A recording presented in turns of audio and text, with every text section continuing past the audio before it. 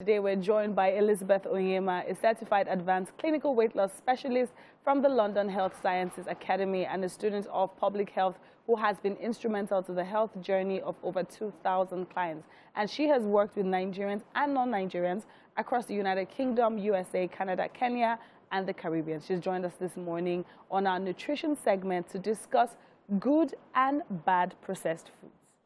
Good morning. Good morning. Good to have you here. Very fine, thank you. It was very important that we had this conversation after Yes. someone came at us on social media yes. for rice. Yes. And I'm like, you know what, let's talk about good and bad processed foods, highlighting the pastries and the snacks that we have here, a lot of them in Nigeria. Yes. So let's delve into that.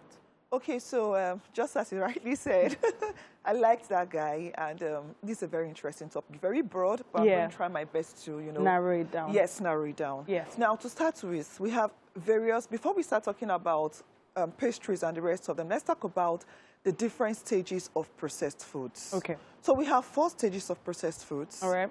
The first stage is called the removal stage. Okay. The second is called the addition stage. Okay. The third is called the removal and the addition stage. Okay. And the last basically can be referred to as ultra-processed foods, or what I love to call total scientific contraption. Okay. Yes, that's what I love to call it. Okay. Yeah, now starting with the first one, the addition stage, or the removal stage. This simply means a stage where particular nutrients are removed from a particular food. Okay. So examples of foods that fall under the processed stage are examples of white rice, brown rice. Yeah.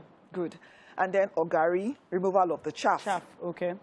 Now, second stage, the addition stage. In the addition stage, the food remains the same, but particular substances are added to the food. Okay. Examples of foods that fall under this category are our tin tomatoes. Okay. Obviously, it is tin tomatoes, but particular things such as added color dyes have been added to it, preservatives have been added to it, and all sorts of things, and then put in a can. So it's still the tomatoes, but a little more different from the regular tomatoes you buy in the market. Good. That's the addition stage. Yeah. Then we now have what we call the removal and the addition stage. In this stage, particular substances are removed and particular substances are added. So examples are our cereals, where fiber is removed from the cereal, and then preservatives and coloring and all sorts of emulsifiers and all sorts of scientific nonsense are added to the food. Then the last one, foods that fall under the last one, called ultra-processed foods, or genetic, or what I love to call total scientific contraption, are foods that are somewhat not, they are not connected to natural food. So under such foods, we talk about our genetically modified foods. Okay. We talk about our sodas that maybe just have only water, but inside it are other things that have been added. Okay. Now, what are we talking about here basically? When it comes to healthy eating, for any reasons, whether it is weight loss or whatever it is health, it is important that the quality of the calorie you consume matters. Because the human body has a way of processing things that it doesn't understand. Now, what am I talking about here? When you're talking about calorie quality, we're talking about nutrients as against anti-nutrients. Okay. Nutrients as against anti-nutrients. So good. Foods that are good quality foods that are not processed are the foods that fall under nutrients. While the ones that are processed are the ones that fall under or have substances that are referred to as anti-nutrients. For instance, talking about pastries, let's start with wheat. Yes. Wheat to start with. The wheat you're eating right now was made about 60, 70 years ago during the Green Revolution by a particular man called Dr. Norman Borlaug. Now, he started the Green Revolution because at that period, they were scared that there was going to be scarcity of food all over the world, and they needed scientists and agriculturists and everything to come together and try and find, create food. And that was how this particular wheat we have, was created. Very different from what you have in the Bible, was created. Now, this wheat is called the semi-dwarf, or what they call high-yield semi-dwarf wheat. It grows in as short as 8 weeks. Think about it. Do you know a wheat farm in Nigeria?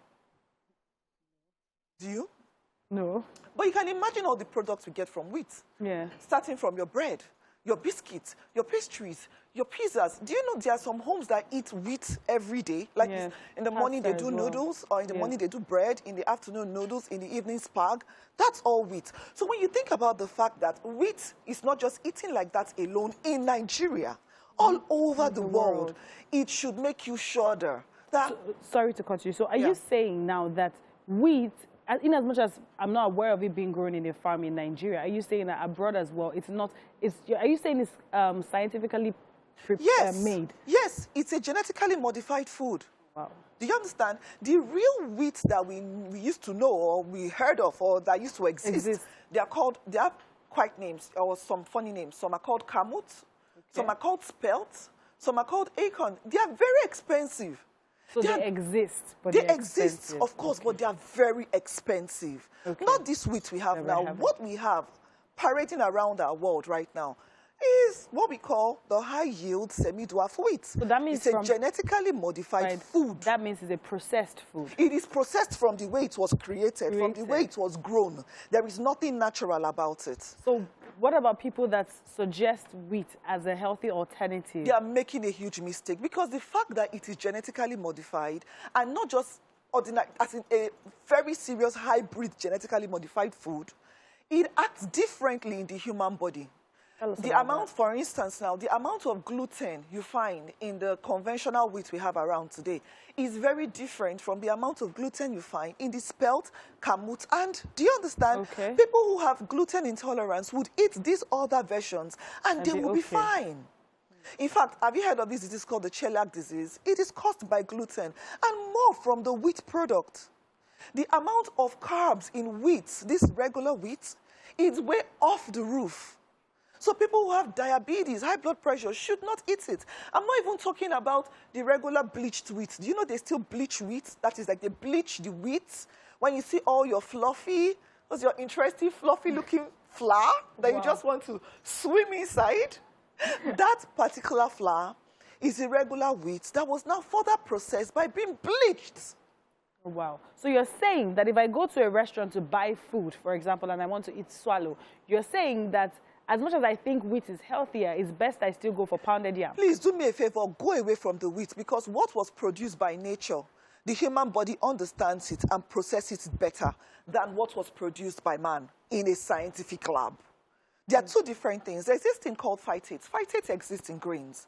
But in this particular genetically modified wheat, the amount of phytate is high. And what phytate does in the body is that when you eat a food that has a high amount or has phytate, you are not able to absorb particular nutrients from that food. In the wheat, it is very high. So what else? Sorry to cut you. What other foods? Because I always like giving them examples so they know what we're talking about. So what other foods have high amounts of phytate? No, now when you talk about, like I said, genetically modified foods, yes, will definitely have high amount of phytates, because your body is not able to process these things. So if, for instance, it has zinc, maybe the wheat has zinc, calcium, iron, your body may not be able to fully absorb it. And for me, who's a nutrient lover and a nutrient seeker, it is very painful to know that you're opening your mouth to eat something that is not adding value to you. Rather, it is taken from you, because over the long run, if you keep taking it, it can now lead to other diseases, such as diabetes, I love to talk about a lot, high blood pressure, and all sorts of nonsense. Now, that is wheat standing alone in the pastry formula. Let's now talk about the fats, the margarine. Have you ever heard of trans fats? Good. Heard of trans fats. I like that. Trans fat is a man-made fat. It is not the regular fat that it's not monounsaturated fat. It's not polyunsaturated fat. It's not even the regular saturated fat we find from animal produce. This is trans fat. It is a fat that was made by man. What they do is they get good fats and then they pump it with hydrogen. Yeah, so they are called hydrogenated fats. Sometimes when you look at food packs, you see hydrogenated palm oil, hydrogenated canola oil. By telling you that it is hydrogenated, they are telling you that this thing is high in trans fat.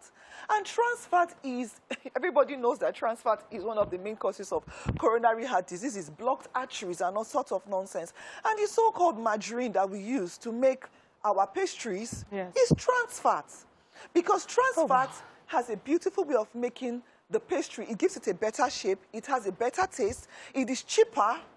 So companies would prefer to use trans fats to make food rather than use other healthy sources of fats. Now, talking about margarine, because this is something that's always pressing on my mind. Yes. So now margarine, you go to the supermarket, you see butter, you see unsalted butter. Yes. All these, which is really the healthy one to use? Now, to be honest with you, yes, because the fact is that butter, margarine, they are gotten from cow or milk and all that. And the problem with our modern day cow, I don't want to terrify people, is that because most of our cows are being pumped with hormonal substances, these things get into this milk. That is why we now have a whole lot of lactose intolerant people around. Okay. What they are actually intolerant to may also be the lactose, but even more, the chemicals that come into these things. So personally, I don't even advise butter. Butter at all? I don't advise butter. So now, margarine is worse than butter. Margarine is worse than butter, but yes, you don't advise butter. Yes. You know, we've talked about a lot of things that you're not advising now. But before I let you go, I want you to quickly advise us on what are healthier alternatives in processed foods. Okay, so we were not able to finish talking about the complete stages when it comes to pastries. But instead of using regular wheat, whether bleached or whole grain wheat, why don't you go for using more like whole grain oat flour? Oat flour. Chickpea flour. These are interesting. Chickpea is not grown in Nigeria, but you can get them in supermarkets. These are interesting flours that you can use to bake. Okay. Instead of using the regular margarine, why don't you use your olive oil? I've heard of people using avocados as a healthy source to actually bake their food. Okay. Instead of using sugar, which is like the enemy of man in every way possible, causing all sorts of nonsense from ulcer to aging to diabetes and every nonsense. Why don't you go for using healthy fruits in their whole form? Mashing your bananas inside, mashing your pears inside, using your strawberries makes a lot of sense. All right. You understand? And then try to stay away from preservatives. Preservatives. Yes, you saw what I showed you. Yes, that means you go for a lot of fresh foods and fresh everything. So go more for fresh things. Avoid baked stuff. There is nothing good there. As much as possible, you should actually limit and avoid eating them. Thank you. Thank you. You know, with you, we could go on and on. There's always so much to learn. Yes, I know. Thank you so much for coming. And I'm sure you watching this at home has definitely learned more than a thing or two about processed foods and what you should go for as healthier alternatives. Now, we still have so much more packed on Wake Up Nigeria. I'm sure you don't want to go anywhere. There's always something to learn. We will be right back.